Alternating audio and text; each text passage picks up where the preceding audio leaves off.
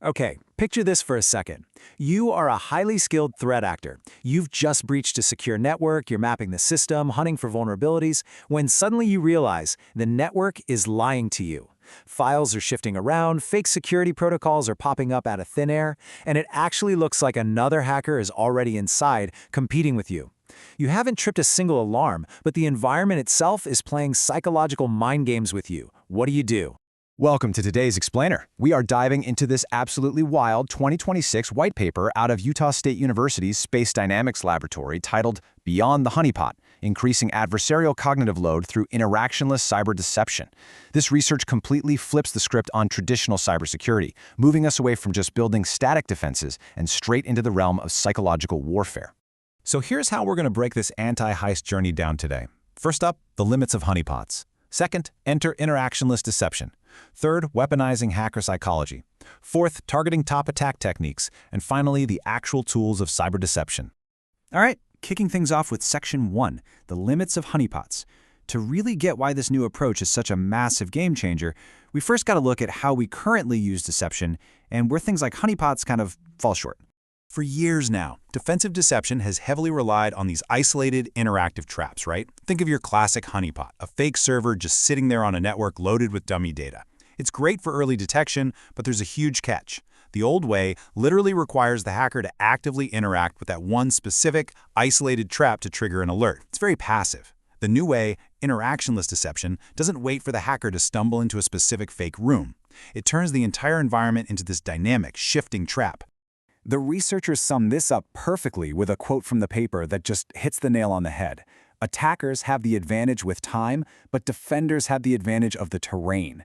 Defenders own the battlefield. There is absolutely zero reason to limit your deception to a few specific dummy systems when you control the entire environment. Which brings us to Section 2, enter interactionless deception. This is a massive paradigm shift in how we defend networks. We're no longer just passively waiting around for an attacker to trip an alert. The authors define interactionless deception as a defensive paradigm focused on strategically manipulating the environment to disrupt the cyber kill chain without requiring direct attacker engagement. What this basically means in practice is that the environment itself does the defending. It might dynamically change how it looks or artificially appear like it's already been compromised just to interrupt the attacker's flow. You don't need them to click a fake file. Literally just looking at the network is enough to deceive them. You can really look at it like this. Traditional defense is essentially a static fortress. You're relying on thick walls, firewalls, network segments. But interactionless deception, it treats the network like a guerrilla warfare jungle, where every single system could be a tripwire. And history tells us guerrilla tactics are incredibly hard to defeat because they just skyrocket the cost of the attack until it's simply no longer economical for the adversary to keep pushing forward. Okay, moving to Section 3, weaponizing hacker psychology. So what actually happens to an attacker when they realize the very ground they are walking on is an illusion? Let's step into the hacker's boots for a second. When a hacker runs into interactionless deception, they experience intense cognitive load. The paper highlights 5 very specific psychological effects: confusion, caution, fear, frustration, and stress.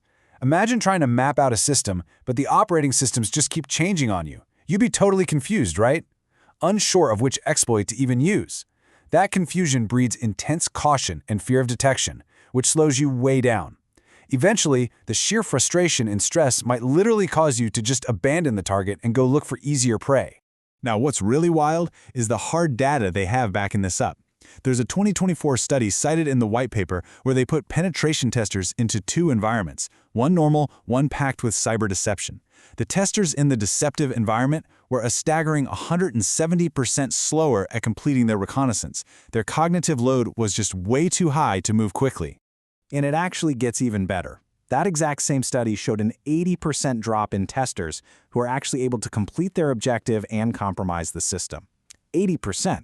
In the post-exercise interviews, the testers said the deceptive environment was incredibly stressful because they constantly felt like they had to be hyper-sneaky. So yeah, the psychology absolutely works. Section 4. Targeting top attack techniques. So we know messing with their heads works, but how do defenders actually implement this in the real world? Because you obviously can't fake everything. Well, the researchers solved this by targeting the specific tactics hackers use the most, mapping them directly against the MITRE ATT-NCK framework, which, if you don't know, is basically this globally accessible encyclopedia of hacker behaviors. See, the MIT framework has around 250 distinct attack techniques. Trying to build deceptions for all of those would be a nightmare. So, the researchers used this greedy top K algorithm, analyzing data across 178 Advanced Persistent Threat, or APT groups. We're talking about elite, state-sponsored hackers here. They wanted to find the absolute smallest set of techniques that represent the most common behaviors. And looking at the data, the curve flattens out incredibly fast, revealing that targeting just 7 sub-techniques gives you maximum threat coverage. By zeroing in on just these 7 optimal avenues, which includes common stuff like user execution of malicious files, PowerShell usage, spear phishing attachments, defenders can cover 89.3% of the behaviors exhibited by those 178 elite groups. It is just a highly targeted, incredibly efficient way to deploy your deception. Let's bring this home with Section 5, Tools of Cyber Deception. The researchers didn't just write a theory piece here. They actually built 4 proof-of-concept tools designed to counter those exact 7 techniques. Let's check out the arsenal. Tool number 1 is the deceptive web proxy. When an adversary first breaches a system, they immediately scan the network to see what they're dealing with. Well, this proxy intercepts that recon traffic in real time and just feeds them pure lies. It gives the attacker fake operating system identifiers and simulates services that literally don't even exist. The attacker is forced to burn precious time validating complete garbage, slowing their whole attack chain to a crawl. Next up is the Simulated Command and Control, or C2 beacon. This is where the gaslighting really kicks into high gear. This tool generates fake network traffic that perfectly mimics the heartbeat of a known hacker C2 framework. When our attacker sees this, they're totally fooled into believing that a competing threat actor is already in the system. This creates a massive dilemma.